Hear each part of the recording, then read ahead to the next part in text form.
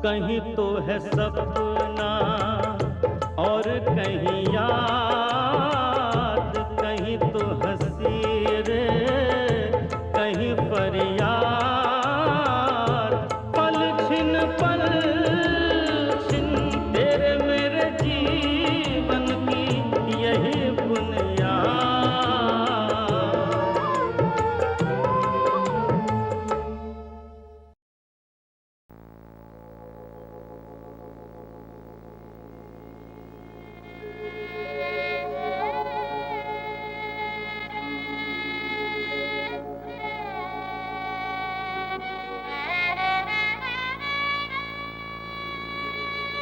नहीं मास्टर जी, अब मैं नहीं पढ़ पाऊंगी।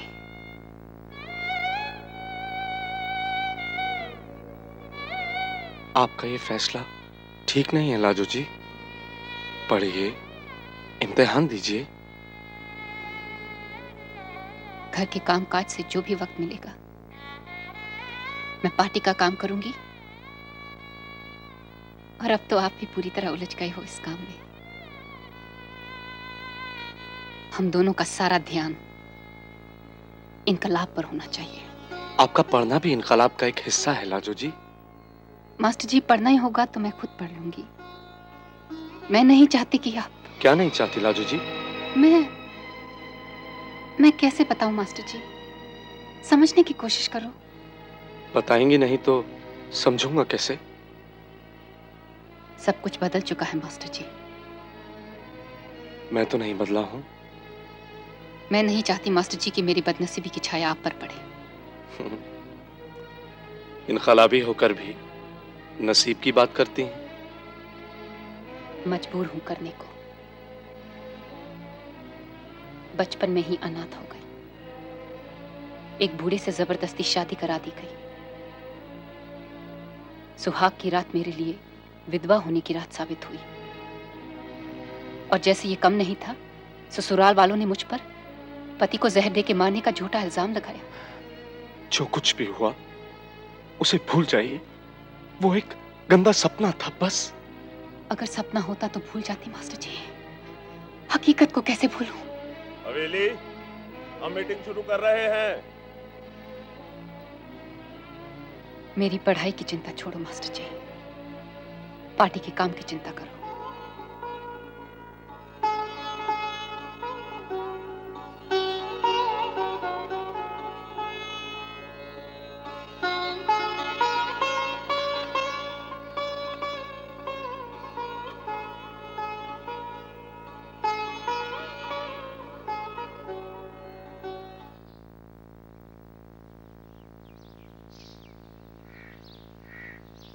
ऐसे क्या देख रहे हो जी? मैं ये देख रहा हूं कि बनाने वाले ने तुझे कितनी फुर्सत से और कितनी तबीयत से बनाया है। कितनी ही तबीयत से बनाया हो, आप मर्द लोगों को क्या फर्क पड़ता है? कैसी भी हो, लड़की होनी चाहिए। देवर जी को देख लो, कैसे लट्टू हुए पड़े हैं उस बदशक्ल विधवा पर। तूने कहाँ देख ली उसकी सूरत? आपकी बहन वीरावाली ने दिखाई। परसों जब शालमी दरवाजे गई वीरावाली के साथ, तब वो चुड़ैल मिल गई रास्ते में। तो वीरावाली ने उससे बात की? बात क्यों नहीं करेगी? वो तो खूब मिलती रहती है उससे। लेकिन मैंने तो मना किया था। तुम्हारे मना करने से क्या होता है? वो तो बाऊजी की लाडली है, मनमानी तो करेगी ही। ये अच्छा तमाशा। वीरावाली बाऊजी की लाडली है इसलिए मनमानी करती है। हवेली चाही जी का लाडला है इसलिए मनमानी करता है। मैं गरीब किसी का लाडला नहीं ना हूँ। जिसके हो उसे तुम पाँव की जूती नहीं समझते? अरे इस जूती को तो मैं अपने सर पे चढ़ा के रखूं। 2 बातें कही थी तुमसे, एक नहीं की। ना तो मेरे मामा जी के भतीजे का रिश्ता पक्का करवाया वीरावाली के साथ, ना ही मेरे लिए कोई शहर से बाहर मकान लिया। सब करा दूंगा पागवान। इस समय मेरा दिमाग की वाले ठेके में उलझा हुआ है। उसके लिए जो चिट्ठियां भेजनी थी भेज दी। कहाँ भेजी? हवेली ने तैयार किया ही नहीं अंग्रेजी में मसौदा। मैंने तो उसी दिन कह दिया था, 4 पैसे किसी को थमाओ और लिखवा लो। चाही जी किसे? वो समझती हैं कि हवेली का हाथ लगने से बात बन जाती है। किस्मत वाला है। किस्मत वाले ही होंगे देवर जी। मेहनत करते हो आप, नाम होता है उनका। लेकिन मामा जी आप। नहीं, मुझे जाना ही होगा। नहीं जाने से गड़बड़ होगी। दिल्ली में कहीं गद्दारी हुई है, वहां न जाइए आप। देखिए ना, बिमल हथियारों की खेप लेकर सही सलामत पहुंच गया। हथियारों की एक पेटी सही ठिकाने पर पहुंचा भी आया और फिर पकड़ा गया। हर बार हमारा बना बनाया काम बिगड़ जाता है। मुझे तो लगता है कि जितने इंकलाबी हैं उनसे दुगने गद्दार। भाई आत्मानंद, मैं कभी कभी ये सोचता हूं कि इस तरह 2-4 आदमी चोरी छिपे काम करते हुए इनकलाब कर सकते हैं। इसके लिए तो हमें कोई ऐसा आंदोलन चलाना होगा कि एक एक आदमी इनकलाबी हो जाए। तुम इंतजार करते रहो उस आंदोलन का हवेली। मैं तो इतना जानता हूं कि आजादी लफ्फाजी से नहीं मिलती, लड़के मिलती है। तुम क्या चाहते हो कि हम होम रूल लीग या थियोसॉफिकल सोसाइटी बना के बैठ जाए? खैर, दिल्ली तो मुझे फौरन जाना ही होगा। सवाल यह है कि लाजो को इस समय अकाड़े कौन पहुंचाएगा? हवेली को भेजो, इसे वहां का सब पता है। तो जाओगे हवेली? कोई और काम तो नहीं है तुम्हें? बस जी, दौलत इंग्लिशिया की तारीफ में कसीदे लिखने थे। वो भाई साहब फौज को घी सप्लाई करने का ठेका लेने की कोशिश कर रहे हैं। सो इस सिलसिले में बाबूजी की ओर से एक चिट्ठी छोटे लाट को वॉर फंड में पैसा जमा कराने की बाबत लिखनी थी और दूसरी चिट्ठी मास्टर जी, आप कब से बिजनेस वाले बन गए? जब से भाई आत्मानंद ने कहा। इनकलाबी काम के लिए पुश्तैनी बिजनेस की आड़ अच्छी है। बहरहाल, चिट्ठियों का मसौदा तो तुम अखाड़े में भी जाकर तैयार कर सकते हो। यही बुनियाद। ये तो बड़ से भी बड़ और हद से भी हद वाला मामला है बाबूजी। घंटे भर के लिए कह के गया था और सारा दिन गायब है। लाखों रुपए के मिलिट्री के ठेके का मामला है और उससे कुछ फिक्र ही नहीं। पता नहीं आप लोग क्यों कहते हो हवेली से भी थोड़ा काम करा बिजनेस का। वो करने लगा है, इसीलिए कहते हैं। ऐसे ही आएगा धीरे धीरे रास्ते पर। मुझे तो ये लगता है कि उसका यक बयक बिजनेस से दिलचस्पी लेने लगना भी कोई नाटक है। कहीं इसकी आड़ में अपने इनकलाबियों का काम ना करता हो। इनकलाबियों में उठना बैठना उसने छोड़ दिया है। बिच्छू वाले तो अब भी जाते हैं आर्य समाज के काम के लिए। कोई सकूल काले चलाने वाला काम करे तो करे बेशक, मगर पिस्तौल पटाखा दिखा के अंग्रेजों को डराने वाली बेवकूफी से दूर रहे। वो तो उन्हीं सिरफिरों के पास जाता है जी, और मैंने सुना है कि उसी विधवा को पढ़ाता है। लाजवंती ने पढ़ना छोड़ दिया है। पढ़ती वो पहले भी कब थी, बस एक बहाना था। विधवा के बारे में इस तरह बात नहीं की जाती बीबी रानी। इनकलाबी है वो विधवा, अपने खसम को पहली रात जह दे के खत्म किया।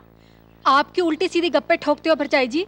बाकी सारी दुनिया झूठी, सच्ची तो बस वो खसमानु खानी ही है। मेरा बोलना ठीक नहीं ना लगता, मगर इतना अर्ज करना चाहती हूँ, लाजो की सोबत ठीक नहीं अपनी वीरा वाली के लिए। शादी करने के लिए मना करने की बात भी वही सिखाती है इसे। बाबूजी, मेरी ममेरी सास अपने भाई के बेटे के लिए कह रही थी। फिर ले आए भाई साहब के ससुराल वाले मेरे लिए किसी बुढ़े का रिश्ता। वीरा वाली, इस तरह नहीं बोला जाता बड़ों से। बच्ची बना रखा है इसे, गिट्टे खेलने से ही फुर्सत नहीं है। यहाँ तो खेलेगी, काम करेगी ससुराल में है? ओ तेरी ममेरी सास का पाई तो हुआ ये अपना चुन्नीलाल सानी है? उसका तो एक ही बेटा था और उसकी शादी मेरे ससुराल वालों के शरीकों में हुई कोई 15 साल पहला। कौशल्या से। कौशल्या गुजर गई पिछले साल। बाल बच्चे? बाल बच्चे कोई नहीं है। जब तो ठीक है। कुछ ठीक नहीं है बाबूजी, मुझे नहीं करनी शादी किसी बुढ़े से। आपने इसे बहुत सिर चढ़ा लिया है लाला जी। ओ वीरा वाली, और तेरी वजह से मुझे डांट खानी पड़ती है। अपनी शादी के मामले में कुछ नहीं बोलते बेटी। अपनी शादी के मामले में तो बोलेगी ही मेरी बहन। कार के लिए फुर्सत मिल गई बरखुरदार। ये मैंने दोनों खतों के मसौदे बना दिए हैं बाबूजी, इन पे दस्तखत कर दो। और दस्तखत मैं कर दूंगा। पहले ये बता कहाँ रहा दिन भर? उकाड़े चला गया था जी। क्या? वो भाई आत्मानंद की भांजी को वहां छोड़ने जाना था।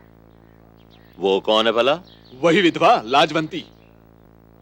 क्या रलिया सही कह रहा? हाँ जी, मैं लाजवंती जी को छोड़ने गया था। ओ ये लाजवंती जी है पलईजू है, अब तक छोड़ ही नहीं गए तुझसे। तेरा उससे मेलजोल फौरन खत्म होना चाहिए। आई तेरी अक्ल में? सुबह का निकला, अब घर आया है बेटा। पहले उसे रोटी के लिए तो पूछने दो। रोटी का ध्यान तू रख और रीत का मुझे रखने दे। यही बुनियाद।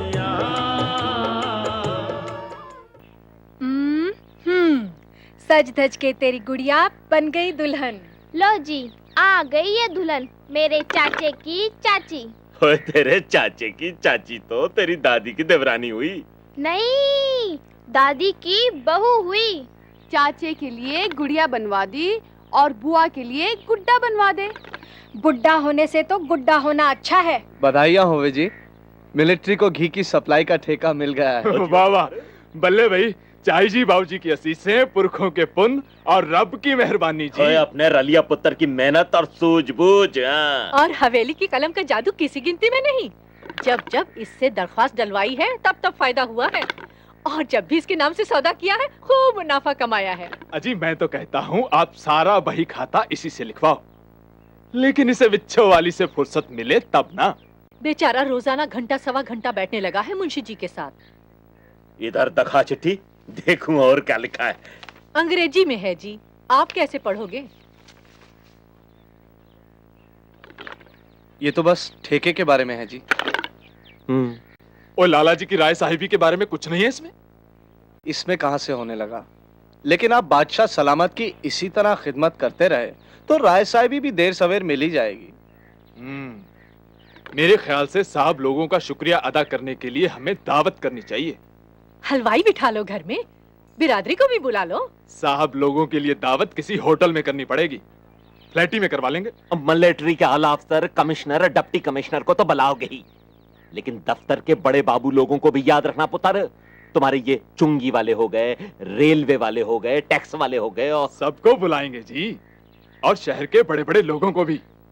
चल हवेली, तू जरा साहब लोगों से टेलीफोन पर तारीख तय कर और कार्ड छपवा। होटल में खा के धर्म क्यों भ्रष्ट करना है जी? और साहबों के साथ होटल में ही खाने का तारा है। केक खा के और हैंड शेक करके ही शुक्रिया अदा होता है उनका। आप लोग साहबों का शुक्रिया करो, मैं तो रब का करूंगी। अगली पूर्णमासी को सत्यनारायण की कथा बचवाऊंगी। कथा पहले होगी या पार्टी? पार्टी पहले होगी, पुन्नो तो है 6 दिन बाद। पहले पार्टी। क्यों परजाई जी, आप बैठ क्यों गए? चलना नहीं है पार्टी में? मना कर दिया। वीर जी ने? उन्हें तो मना लिया था, मगर बाबूजी ने कह दिया कि जनानियां नहीं जाएंगी। तो पाशो से क्यों कहा तैयार होने को? वो भी तो जनानी है। वो तो बच्ची है। इसका मतलब मुझे भी नहीं ले जाएंगे? और क्या, तुम भी तो जनानी हो। हूँ तो, मगर मर्दानी। अभी कहती हूँ बाबूजी से, मैं जाऊंगी और मेरा साथ करने के लिए आप भी जाओगे। किधर चली? बाबूजी से कहने कि मैं और परजाई जी भी जाएंगे पार्टी में। कोई जरूरत नहीं है बाबूजी के पास जाने की। सुना, बहुत गुस्से में है वो हवेली के मारे। पार्टी में जाने का वक्त होने को आया और अभी तक नहीं आया हवेली। क्या बात है? जो जाना चाहता है उसे तो जाने नहीं देते, और जो नहीं जाना चाहता उसे ले जाना चाहते हैं। ये तो कोई बात ना हुई बाबूजी। ओ हवेली क्या काम है अक्लमंदी सिखाने को, जो तू भी बोलने लगी? पाशो बच्ची है तो मैं भी बच्ची हूँ, वो जाएगी तो मैं भी जाऊंगी। खामोश, हवेली तो बिगड़ ही गया है, इसे ही बिगाड़ रहा है। हद है हवेली की। इतना समझाया था कि पार्टी में जरूर साथ चलना। हम में से कोई तो ऐसा हो जो साहब लोगों से अंग्रेजी में बात कर सके। चलो कोई नहीं, हम लाला खैराती मल को साथ रख लेंगे। आप लोग चलो, उसने भी पहुंच जाना है आपके पीछे पीछे। ना उसे मामा भांजी से फुर्सत मिलनी है और ना ही उसने पहुंचना है। चल पाशो।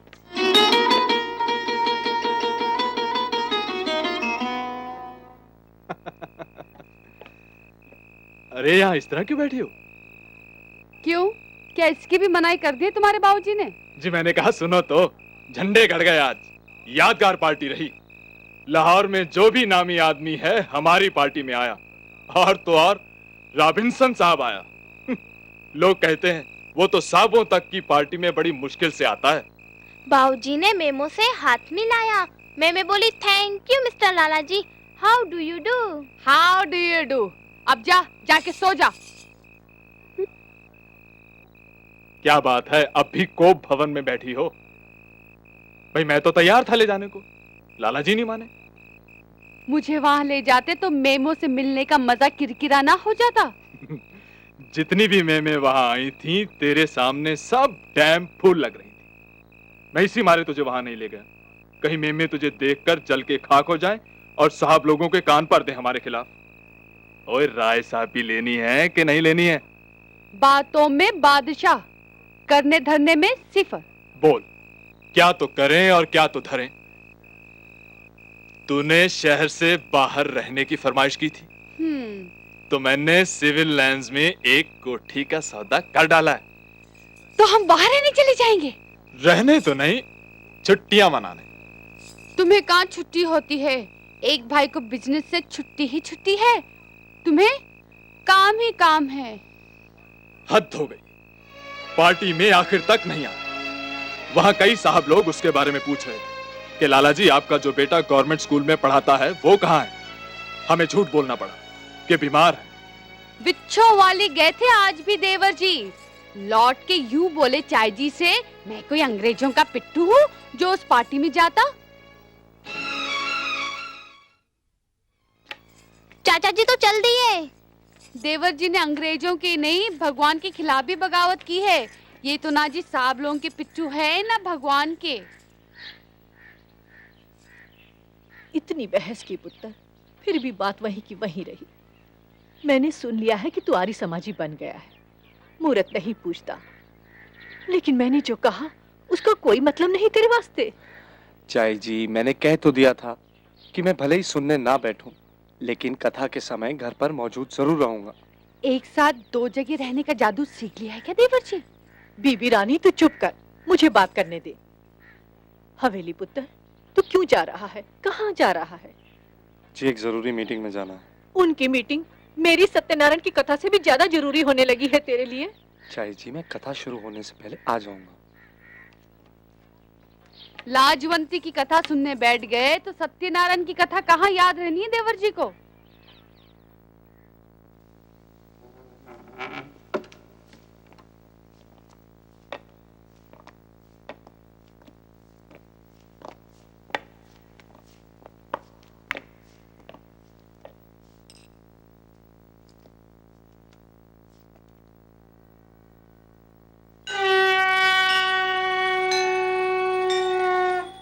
लक्ष्मी रमणा, प्रभु श्री लक्ष्मी रमणा, सत्यनारायण स्वामी जनपातक हरणा। जय जय लक्ष्मी रमणा। रत्न जटित सिंहासन अद्भुत छवि राजे, प्रभु अद्भुत छवि राजे। नारद करत निराजन घंटा ध्वनि बाजे। जय जय लक्ष्मी रमणा। प्रकट भये कलि कारण, द्विज को दर्श दियो, प्रभु द्विज को दर्श दियो। बूढ़े ब्राह्मण बनकर कंचन महल कियो। जय जय लक्ष्मी रमणा। दुर्बल भील कठारो, जिन पर कृपा करी, प्रभु जिन पर कृपा करी। चंद्रचूड़ एक राजा, जिनकी विपत्ति हरी। जय जय लक्ष्मी रमणा। पता नहीं भाई आत्मानंद कहाँ रह गए। अब उनके बगैर ये सब कैसे होगा जी? दिल्ली से मामा जी जिस डब्बे में आए, सत्तार साहब अमृतसर से उसी डब्बे में चढ़े और इशारे से मामा जी ने उन्हें बताया कि सब ठीक है और हथियारों वाली पीटी सीट के नीचे पड़ी हुई है। अटारी स्टेशन पर वो उतर गए और सत्तार साहब ने पेटी आउटर सिग्नल के पास पुलिया के नीचे रख दी। जी, प्रोग्राम के मुताबिक तो उन्हें 2 घंटे पहले यहाँ पहुंच जाना चाहिए था। अब ऐसा भी नहीं है कि वो पेटी ना उठा पाए हो, क्योंकि अर्जुन सिंह जी ने बताया था कि पेटी पुलिया के नीचे तो है ही नहीं। अब करें भी क्या? बस अब तो हम इंतजार ही कर सकते हैं।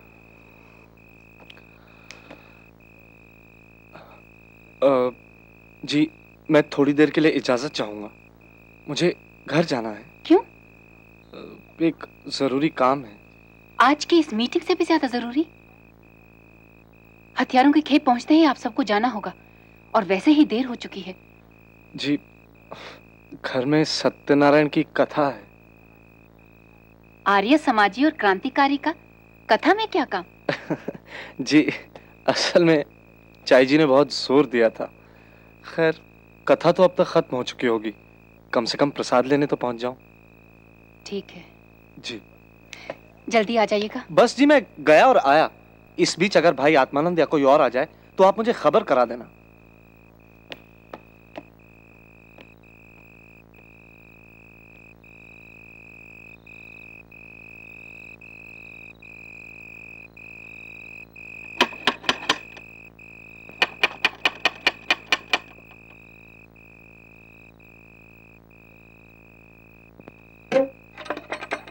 चाय जी,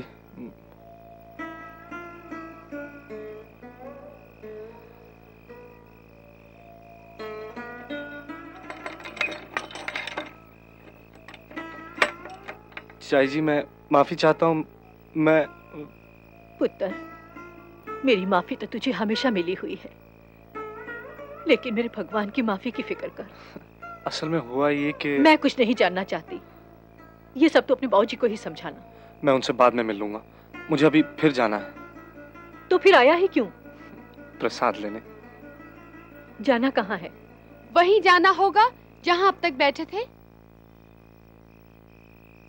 तेरी मीटिंग उसी आर्य समाजी गुरु के यहाँ चल रही है ना? जी। उस विधवा के सामने सत्यनारायण कुछ भी नहीं है। चाय जी, ऐसा नहीं है।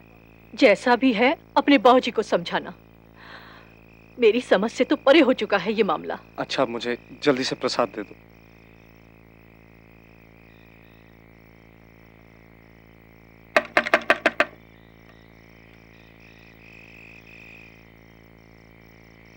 जी, हवेली राम जी हैं। आपके लिए तो हमेशा हैं जी। देवर जी, आइए।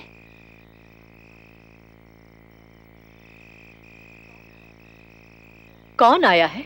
अभी देवर जी उसके पास गए थे, अब वो आई है देवर जी के पास। भाई आत्मानंद जी आ गए क्या?